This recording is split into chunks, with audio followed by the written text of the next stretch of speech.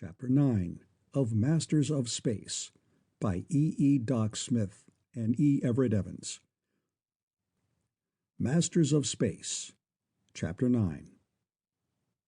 As has been intimated, no Terran can know what researches Larry and Tula and the other omen specialists performed, or how they arrived at the conclusions they reached. However, in less than a week, Larry reported to Hilton.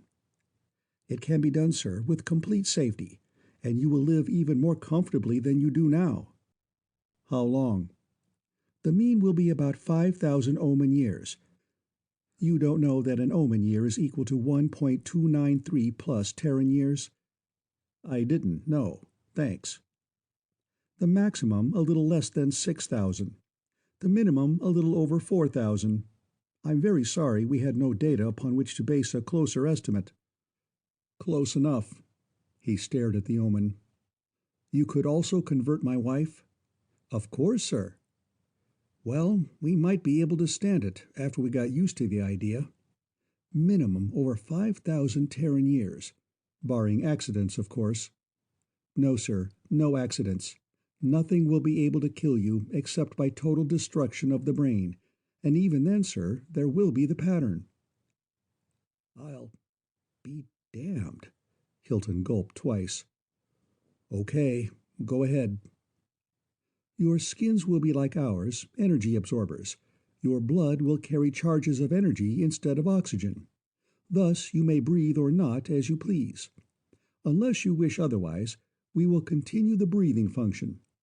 It would scarcely be worthwhile to alter the automatic mechanisms that now control it. And you will wish at times to speak. You will still enjoy eating and drinking, although everything ingested will be eliminated, as at present, as waste." "We'd add uranexite to our food, I suppose, or drink radioactives, or sleep under cobalt-60 lamps." "Yes, sir. Your family life will be normal, your sexual urges and satisfactions the same. Fertilization and period of gestation unchanged. Your children will mature at the same ages as they do now." "How do you— Oh, I see. You wouldn't change any molecular linkages or configurations in the genes or chromosomes." "We could not, sir, even if we wished. Such substitutions can be made only in exact one-for-one replacements. In the near future, you will, of course, have to control births quite rigorously." "We sure would. Let's see. Say we want a stationary population of 100 million on our planet. Each couple to have 2 children, a boy and a girl, born when the parents are about 50. The gals can have all the children they want then, until our population is about 1 million. Then slap on the limit of 2 kids per couple, right?" "Approximately so, sir. And after conversion, you alone will be able to operate with the full power of your 8 without tiring. You will also, of course, be able to absorb almost instantaneously all the knowledges and abilities of the old masters." Hilton gulped twice before he could speak. "You wouldn't be holding anything else back, would you?" "Nothing important, sir. Everything else is minor, and probably known to you." "I doubt it. How long will the job take, and how much notice will you need?" 2 days, sir. No notice. Everything is ready." Hilton, face somber, thought for minutes. "The more I think of it, the less I like it. But it seems to be a forced put, and Temple will blow sky high. And have I got the guts to go it alone, even if she'd let me?" He shrugged himself out of the black mood. "I'll look her up and let you know, Larry." He looked her up and told her everything. Told her bluntly, starkly, drawing the full picture in jet black with very little white. "There it is, sweetheart. The works," he concluded. "We're not going to have 10 years. We may not have 10 months.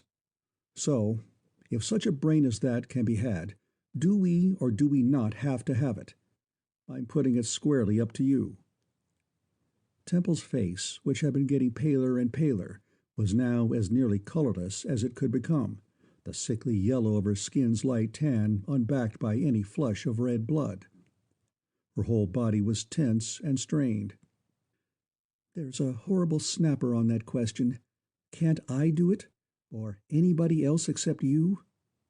No. Anyway, whose job is it, sweetheart?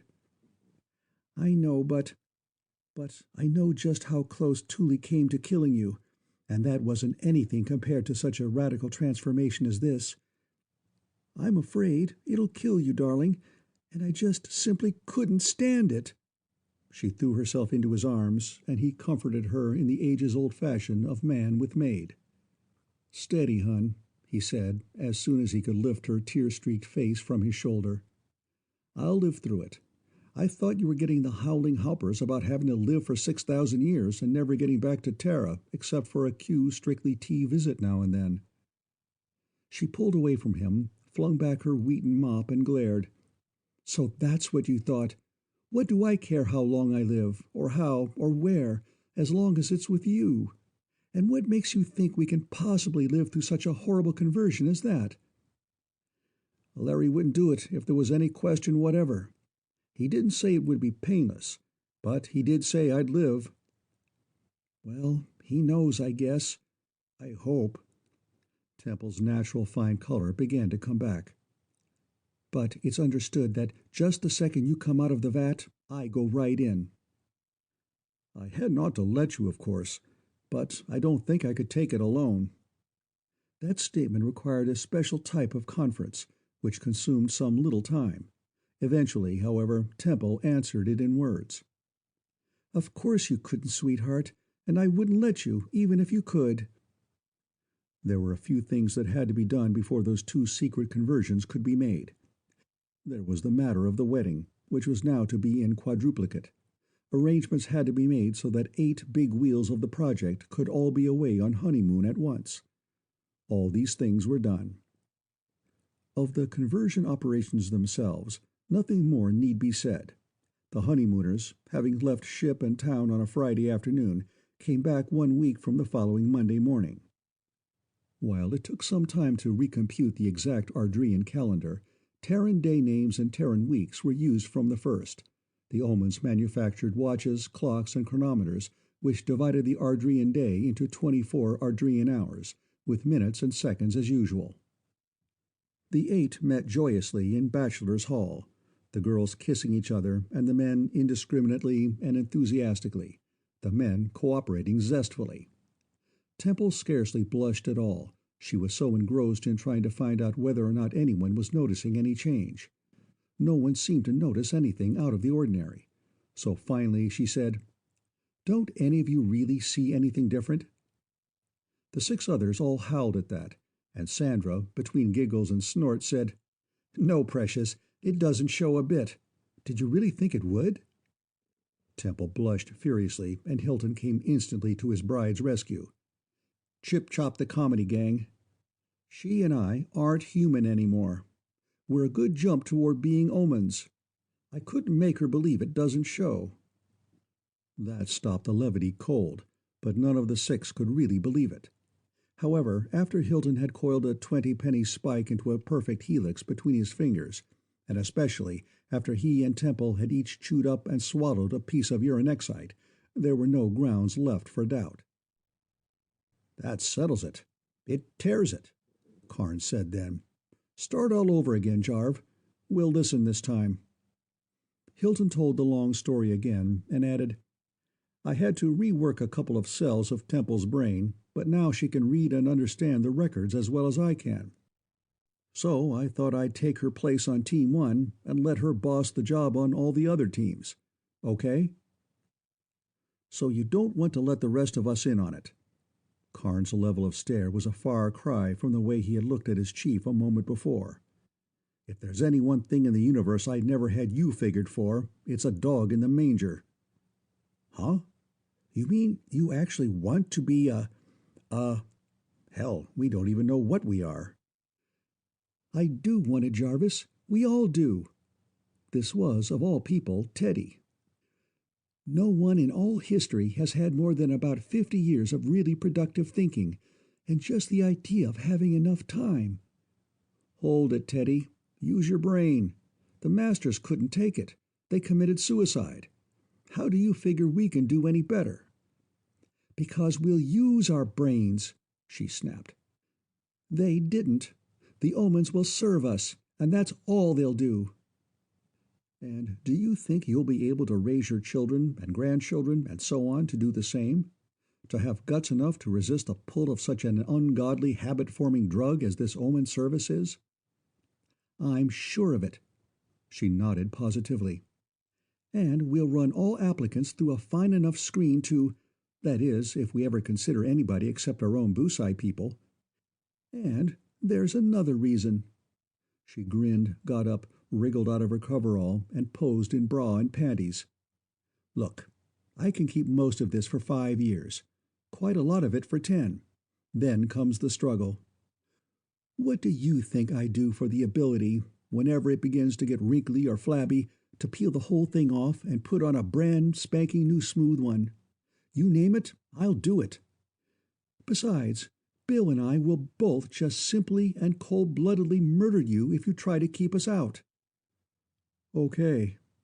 Hilton looked at Temple, she looked at him. Both looked at all the others. There was no revulsion at all, nothing but eagerness. Temple took over. I'm surprised. We're both surprised. You see, Jarv didn't want to do it at all, but he had to. I not only didn't want to, I was scared green and yellow at just the idea of it. But I had to too, of course. We didn't think anybody would really want to. We thought we'd be left here alone. We still will be, I think, when you've thought it clear through, Teddy. You just haven't realized yet that we aren't even human anymore. We're simply nothing but monsters. Temple's voice became a wail. I've said my piece, Teddy said. You tell him, Bill. Let me say something first, Kincaid said. Temple, I'm ashamed of you. This line isn't at all your usual straight thinking. What you actually are is Homo superior. Bill? I can add one bit to that. I don't wonder that you were scared silly, Temple. Utterly new concept, and you went into it stone cold. But now we see the finished product, and we like it. In fact, we drool. I'll say we're drooling, Sandra said. I could do handstands and pinwheels with joy. Let's see you, Hilton said. That we'd all get a kick out of. Not now. Don't want to hold this up. But sometime I just will. Bev? I'm for it, and how? And won't Bernadine be amazed? Beverly laughed gleefully at her wisecrack about the race to end all human races coming true. I'm in favor of it too, 100%, Pointer said. Has it occurred to you, Jarv, that this opens up intergalactic exploration? No supplies to carry, and plenty of time and fuel. No, it hadn't. You've got a point there, Frank. That may take a little of the curse off it at that. When some of our kids get to be 20 years old or so and get married, I'm going to take a crew of them to Andromeda. We'll arrange then to extend our honeymoons another week, Hilton said. What will our policy be? Keep it dark for a while with just us 8, or spread it to the rest? Spread it, I'd say, Kincaid said. We can't keep it a secret anyway, Teddy argued. Since Larry and Thule were in on the whole deal, every Omen on the planet knows all about it. Somebody is going to ask questions, and Omens always answer questions and always tell the truth. Questions have already been asked and answered, Larry said, going to the door and opening it. Stella rushed in. We've been hearing the damnedest things. She kissed everybody, ending with Hilton, whom she seized by both shoulders. Is it actually true, boss, that you can fix me up so I'll live practically forever and can eat more than 11 calories a day without getting fat as a pig? Candy, ice cream, cake, pie, eclairs, cream puffs, French pastries, sugar, and gobs of thick cream in my coffee? Half a dozen others, including the Vandermoen twins, came in. Beverly emitted a shriek of joy. Bernadine, the mother of the race to end all human races. You whistled it, Bertie, Bernadine caroled. I'm going to have 10 or 12, each one weirder than all the others. I told you I was a prophet. I'm going to hang out my shingle. Wholesale and retail prophecy. Special rates for large parties. Her voice was drowned out in a general clamor. Hold it, everybody, Hilton yelled. Chip chop it. Quit it. Then, as the noise subsided, "If you think I'm going to tell this tall tale over and over again for the next 2 weeks, you're all crazy. So shut down the plant and get everybody out here." "Not everybody, Jarv," Temple snapped. "We don't want scum, and there's some of that even in Busai." "You're so right. Who then?" "The rest of the heads and assistants, of course, and all the lab girls and their husbands and boyfriends. I know they are all okay. That will be enough for now, don't you think?" "I do think." And the indicated others were sent for, and in a few minutes arrived. The Omens brought chairs, and Hilton stood on a table. He spoke for 10 minutes. Then, "Before you decide whether you want to or not, think it over very carefully, because it's a one-way street. Fluorine cannot be displaced. Once in, you're stuck for life. There is no way back.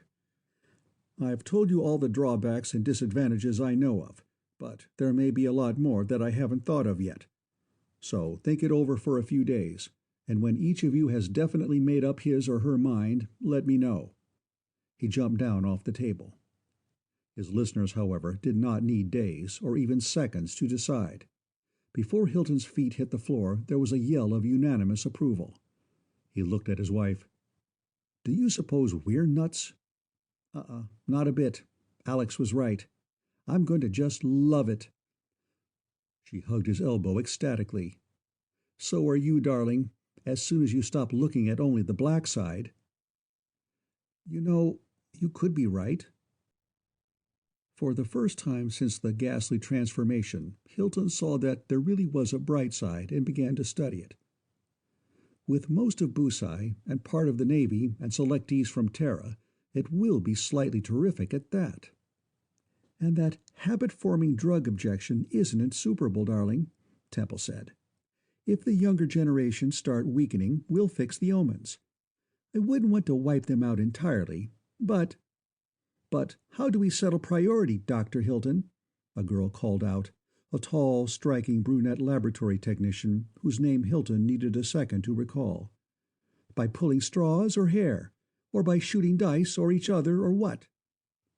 "Thanks, Betty. You've got a point.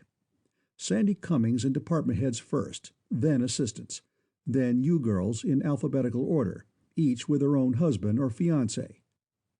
"And my name is Ames. Oh, goody." "Larry, please tell them to—" "I already have, sir.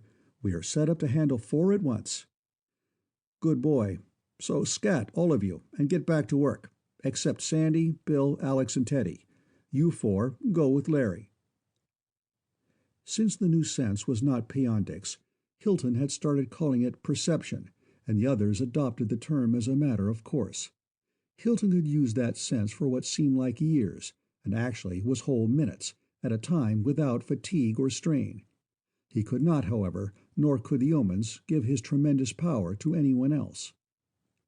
As he had said, he could do a certain amount of reworking, but the amount of improvement possible to make depended entirely upon what there was to work on.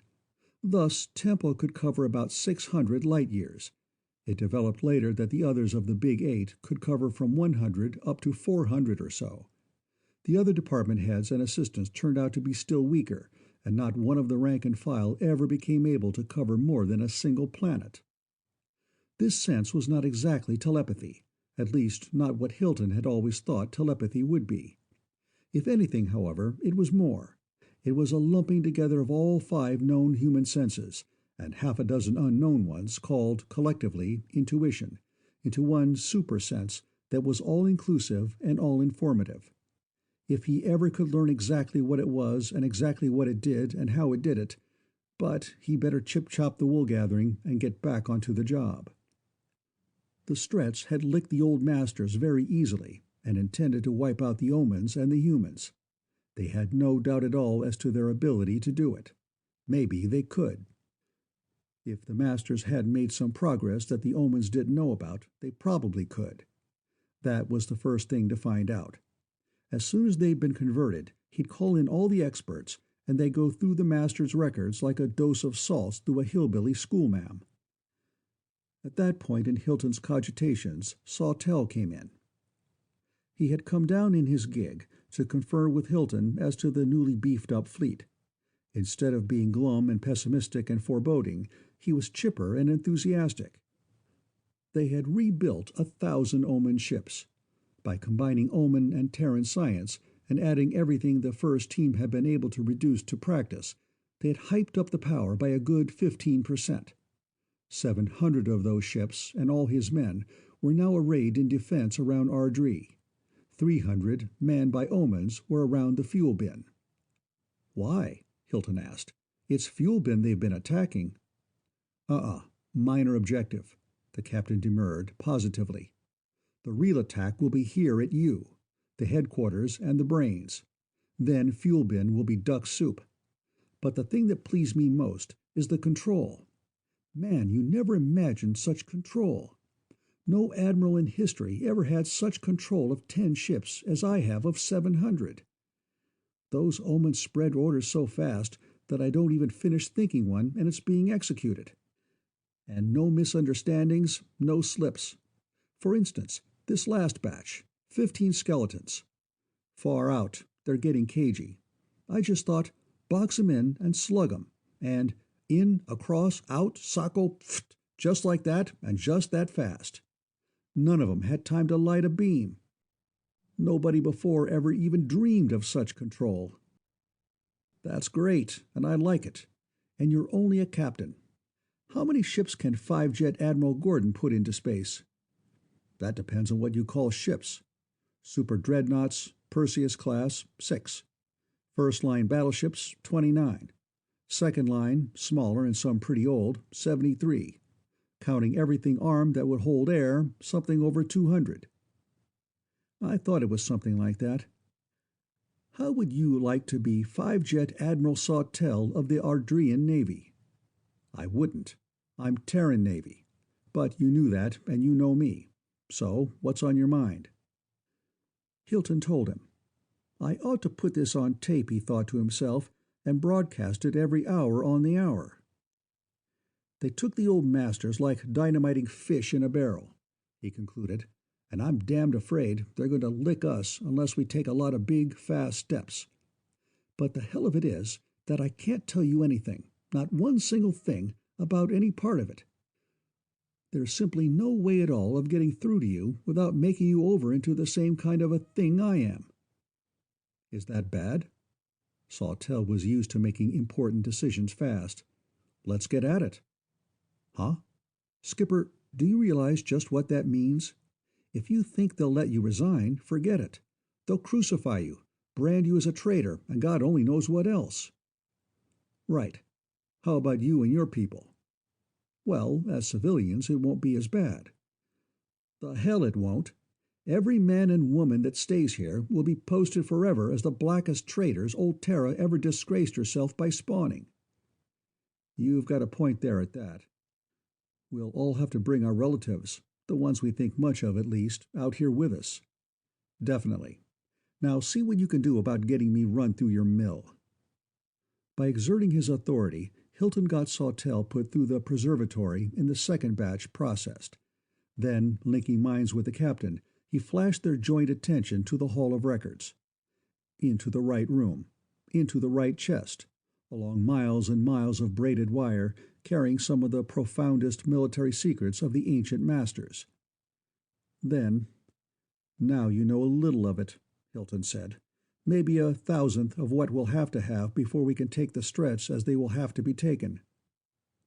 For seconds Sawtelle could not speak. Then, "My God, I see what you mean. You're right.